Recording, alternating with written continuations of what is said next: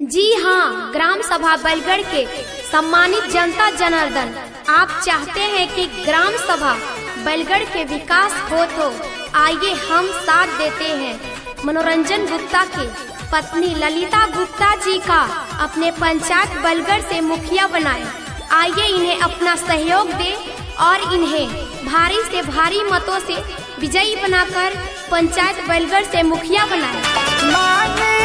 आशीर्वाद चाचा दोनों हाथ जोड़ी, बेटी हवे राउर कौनो गर हवे थोड़ी, इनके मुखिया बनावे के बाहो ललिता गुप्ता के जितावे के बाहो, इनके मुखिया बनावे के बाहो ललिता गुप्ता के जितावे के बाहो।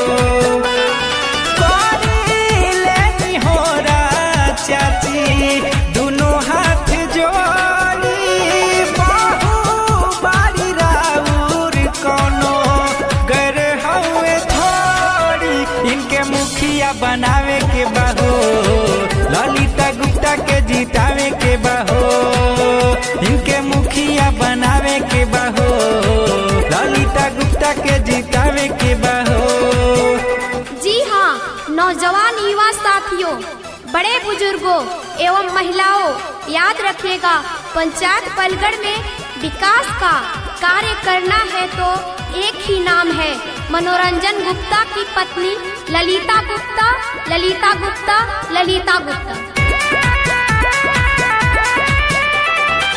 निहोरा बाटे चली न साथे ललिता गुप्ता के जितावे के, पहले हवादा पक्का इरादा पंचायत के सुंदर बनावे के,